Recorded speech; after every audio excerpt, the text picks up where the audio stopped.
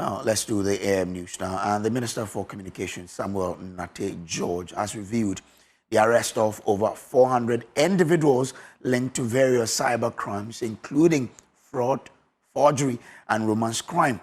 The suspects have been arrested at two separate locations in Tema and Sogakope in special operations by the Cyber Security Agency and the Ghana Police Service.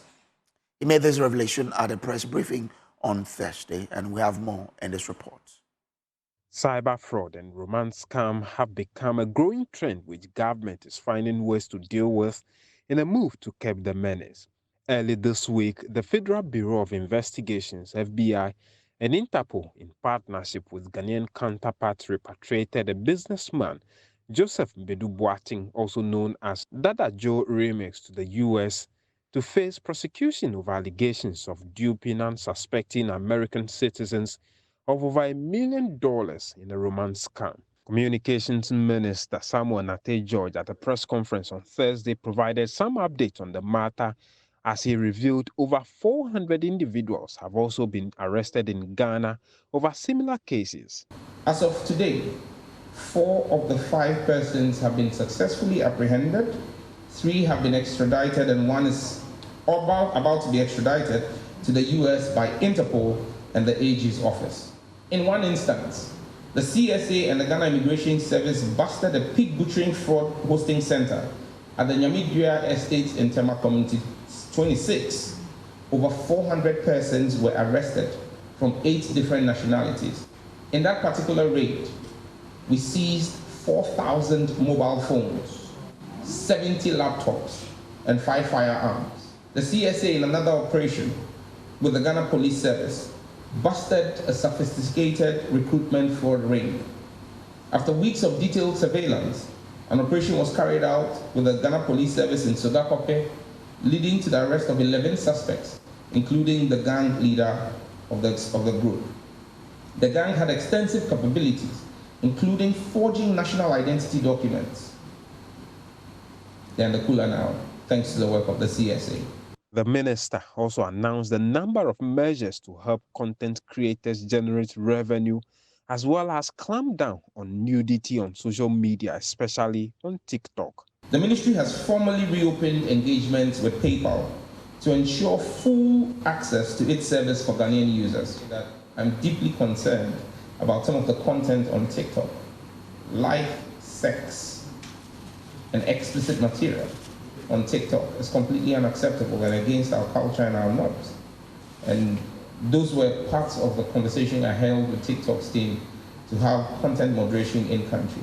But the cybersecurity authorities mandated to do constant surveillance of TikTok platforms and accounts in country that are engaged in content that is anti our culture and not appropriate, and work with the platform operator to take down those accounts and block the owners of those accounts from operating on those platforms. He also had some good news for subscribers of DSTV. I have a meeting scheduled for tomorrow, Friday, even though it's a public holiday, with the Ghana team and their South African counterparts, the management from South Africa. They arrived tonight to agree on a way forward on the issues raised. The outcomes will be shared with the public in due course. This engagement reflects our commitment to regulatory accountability and our resolve to ensure that digital services in Ghana remain fair, accessible, and responsive to the needs of citizens. I make you one promise. I won't leave tomorrow's meeting without securing a drop in the price of DSTV. That is a solemn promise I make to you. Meanwhile, government has given a third and final deadline to Next Gen Infranco, the company tasked to roll out 5G services across the country, to do so by end of year or risk a renegotiation of their contract. The ministry says it is poised to amend at least 15 of Ghana's communication laws, as well as introduce new bills in Parliament to boost robotic and AI studies in Ghana. James Savage's report for Joy News. Well, away from that, the New Patriotic Party is raising concerns over what it describes as a constitutional breach in the arrest and prolonged detention of the former Chief Executive Officer of the National Food Buffer Stock Company, Wahab Abdul Hanan. Deputy General Secretary of the party, Haruna Mohammed, says the ongoing custody of the former CEO by the Economic and Organized Crime Office, EOCO, infringes on the proper interpretation of Ghana's constitution. His comments come after party supporters and sympathizers stormed the EOCO headquarters in Accra last night to demand his release. Stephen Mensah has more in the following report. It's been 10 days now since the arrest of the former Chief Executive Officer of the Buffer Stock Company Limited, Wahab Abdul Anan. He's been arrested together with his wife and given a 50 million Ghana cedi bail condition with 2 sureties. He's currently being held up at the Economic and Organized Crime Office headquarters here in Accra. Earlier today, supporters of the New Patriotic Party massed up at the headquarters of the Economic and Organized Crime Office, asking for his release. We've been speaking to some of the senior members of the NPP who joined supporters here at the Economic and Organized Crime Head Office here in Accra. And they say that his continuous apprehension and custody in EOCO quarters is in sharp contrast to the law. You've accused the person, you've brought the person, you put a bail condition. The person has satisfied the bail condition. Release him and go to court. Because you want the person to be punished for the crime. The crime that they are talking about now is suspicion. It's not reality. What we are saying is that there are rules for accountability. Accountability has no expiry time. Anybody at all with a mandate can call for accountability. And that is why in the maxim of equity, that he who comes to equity must come with clean hands. We are here to let the EOCO know that Ghana is governed by a constitution. Constitutionally, the EOCO have not any mandate. They don't have any mandate to keep a suspect in their custody for about 10 to 12 days, more than the constitutional right for a person to keep about 24 hours, to exceed the 24 hours, and you keep the person without any information. For now, it is unclear as to when the former Chief Executive Officer of the Buffer Stock Company Limited will be released. For Joy News, Stephen Mensah, Accra.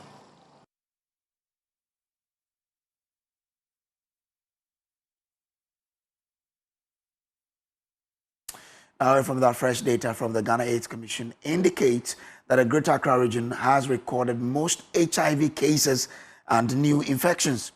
The report also revealed over 18,000 children nationwide are reported to be living with the virus. Maxwell Aklobotu, a member of Joy News Research Desk, has more in this report. The Greater Accra region tops the chart among all 16 regions with the highest number of persons living with HIV. Recent data from the Ghana AIDS Commission shows that the region currently has over 77,000 people living with the virus. Greater Accra not only leads in overall cases but also at the district level, where Accra Metropolis recorded the highest number of infections. Isaiah Doe is the Director of Research, Monitoring and Evaluation at the Ghana AIDS Commission. Greater Accra, 77,821 out of the 334 or so people living with HIV. The greatest burden is on Greater Accra, and it's obvious. The urban centers. And it tapers, decreases at Northeast, 1,117. That's the list for the regions. So Greater Accra, Ashanti, 63,159, Eastern, 44,792, until Northeast, 1,717. The data also revealed that over 18,000 children are living with the virus. Now, children living with HIV, which we must look at it critically, because these are the future leaders of this country. We have 0 to 14, 18,229 children living with HIV and AIDS. Present at the report launch was the UN AIDS Country Director for Ghana, Hector Sasila, who called on stakeholders to prioritize domestic funding to help close the gap created by the withdrawal of US aid support. As you're aware, now we're facing globally challenges in HIV response due to the lack of funding globally, and this is also touching Ghana. So we need to try to make efforts to mobilize domestic funding. In response, Acting Director General of the Commission highlighted that the Commission will now focus on domestic production of HIV care commodities. Key highlights in this roadmap is the fact that we are going to rely mostly on the domestic production of the commodities. The commodities we mean the medications, the HIV medications, the condoms, the lubricants, and all the test kits that go alongside with the HIV care. Once we do that, we would be able to localize our own country's counterpart funding component of the Global Fund into consumption of that. With improvements in both national and sub-national data collection and renewed pledges to enforce effective policies, the Ghana AIDS Commission says it remains committed to ending the HIV epidemic in the country in the shortest possible term. Maxwell Akloboto for Joy News.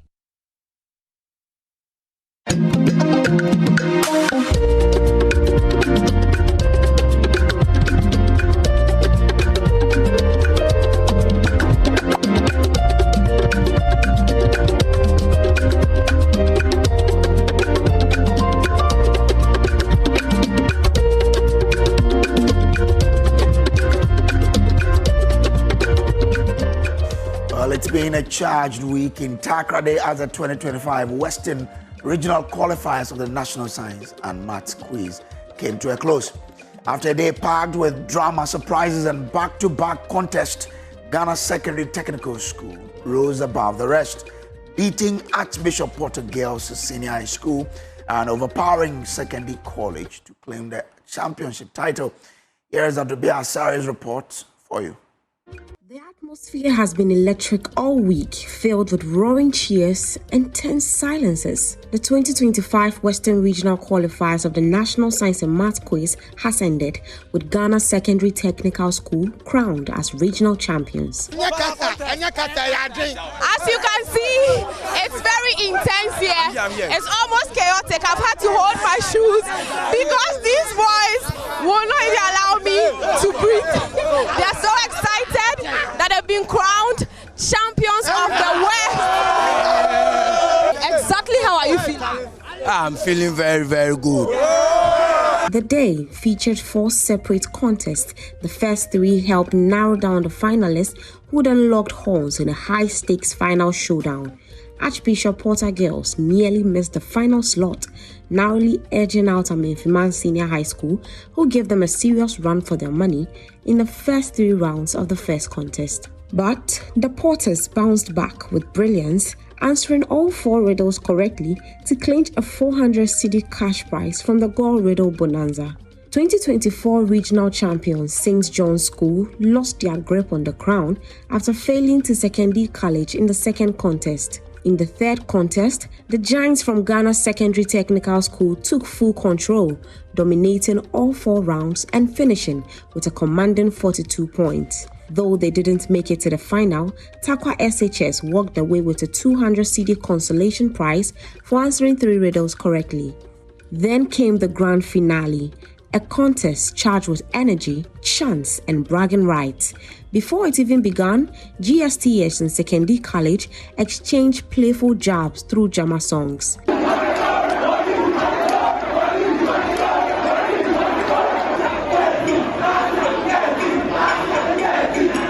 In the end, GSTS proved unbeatable, once again dominating all 4 rounds and securing victory with 37 points. Yes, GSTS. Electrical conductance. That is correct. 3 points.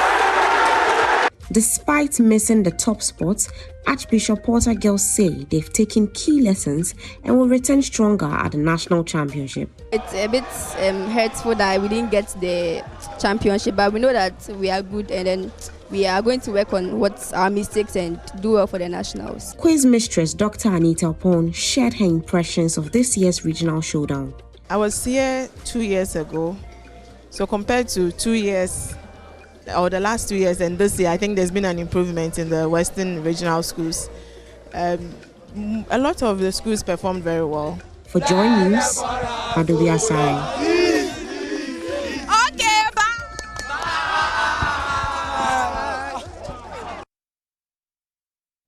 Well, let's now do some business updates on the AM News. Now, Bank of Ghana has released some $300 million as coupon payment to Eurobond holders today. They did that on Thursday. Now, this was after government released the city component of these debts to the central bank some weeks ago. We have more in this report.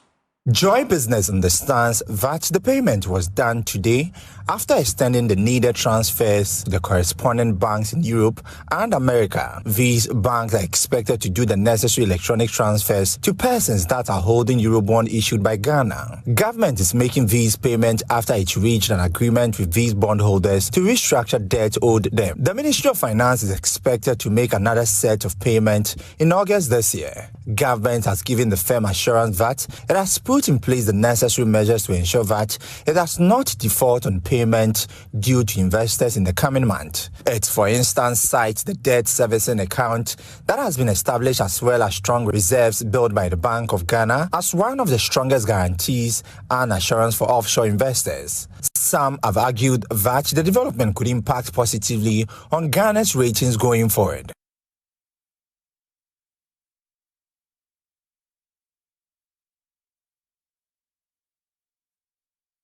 Now, away from that, the Commissioner of Domestic Tax Revenue Division at the Ghana Revenue Authority, Edward Apenteng-Jamra, has told Joy Business that provisional data available indicates that the GRA is on course to meet revenue target for 2025.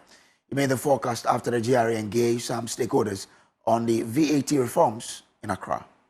So, indeed, it's not a new tax. And why would I say so? When Act 870 was passed, insurance or taxation of financial services was included, under which insurance will come in. Now, along the line, in preparing to pass or to implement the tax on insurance services, there were a few challenges ahead. So when the new government came in, that is the then NPP government in 2017, then they passed a law to abolish the tax on financial services, which included the life insurance. Oh, okay. But in 2023, the law was amended to bring it back, the tax on financial services. So it was in the works. And the GRA then had to work on the modalities and the various arrangements. We don't work alone. We work with our stakeholders. So we have to engage them to get our practice notes and other preparations, even for them to even prepare their own system to be able to capture the tax adequately. So this will work on it. And then this change of government again, so in 2025, in April, I think so far so good. We are on track with our revenue performance, and we are hoping that come the end of the year, we will be able to exceed the revenue target given to us. Have we met the half year? Yes. We've met the half? You have met the half year. But the June ended just on Sunday, but the provisional figures is showing that we have exceeded the half year target. But we will be able to give you the full figures by the close of the week.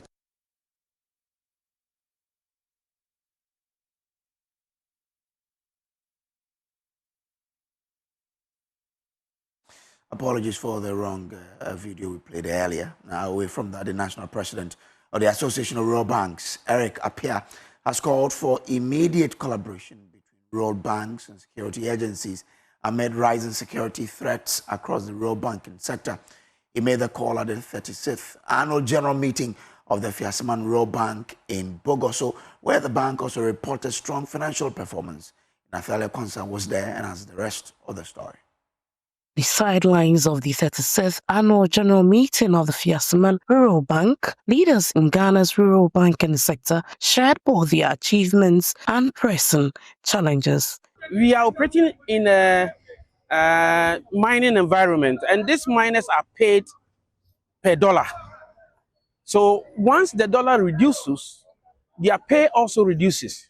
And if somebody has based on the previous dollar rates in collecting loans, and the dollar has reduced to such an appreciable level, you can just imagine that it will affect their take-home pay, though they are able to pay the loans, but their take-home pay is what has reduced. So that is the effect it's having. But virtually, you see that there has been an improvement in the inflationary rates, improvement in the strength of the CD, and this will have a ripple effect in our businesses and stuff like that. But those of us who are in mining community, you know that it's affecting those who were paid by the dollar rates. The bank's location in a mining community means it is especially sensitive to currency fluctuations. Despite the challenges, the bank has posted impressive numbers with deposit figures nearly doubling and profit margins showing over 70% growth. Well, just before we wrap up the news, the Metropolitan Chief Executive of Cape Coast, George Justice Arthur, has indicated that resetting the country includes resetting all aspects of it. Speaking at a meeting with the clergy in Cape Coast, the MC stated that having religious authorities participating in decision-making in the country will help the government's resetting agenda, adding that including the clergy in proper sanitation advocacy in the metro will aid in developing Cape Coast. The message of proper sanitation continues to be the highlight of several conversations by political authorities in the central region, and at a recent meeting with the clergy, the Cape Coast Mayor, George Justice Arthur, shared that including religious leaders is one of the ways to mobilize more people to undertake proper sanitation practices. The issue of clean-up exercise or sanitation, that is going to happen on Saturday. I believe that bringing the clergies together, sensitizing them, tell them the need for them to get involved and get their members involved on embarking a massive clean-up exercise is the way to go. And we are here to witness the massive clean-up exercise on Saturday after bringing all these people on board. Resetting Ghana means we need to reset everything. So bringing the clergies together would enable you to reset the nation. I believe that bringing the diverse opinions and bringing people together in this nature would enable Cape Coast to be developed and will help His Excellency President John Dramani Mohammed's vision of resetting Ghana. Resetting Ghana would also means that we should reset Cape Coast, because when we reset our districts, our metropolitan assemblies and the region would go a long way to affect Ghana as a whole. Reverend Stephen Mensah, the chairman of the Ghana Pentecostal and Charismatic Council for Cape Coast Metro, applauded the mayor's decision of including religious authorities in executing his vision. The purpose for calling the clergy is that he understands that he can't do away with the clergy. You can't relegate the role of the clergy today if you want to have a very successful leadership. So he shared with us his vision, the plans he has for the metro, and it's so beautiful. I love how he fears God and the God aspect or the God part of his leadership that he wants to add to his leadership or his tenure of office. So God richly bless him. The most fascinating part of the vision is the environmental part of the whole stuff. I was worried when he mentioned that the metro spends not less than 40,000 Ghana cedis a day on collecting refuse. This is so serious. And I was glad he has plans of how to, deal with that challenge. And there is a day set where the whole metropolitan would come out and clean our communities, and I applaud him for that. From Cape Coast, Abigail Lissel Nkrumah reports for Joy News.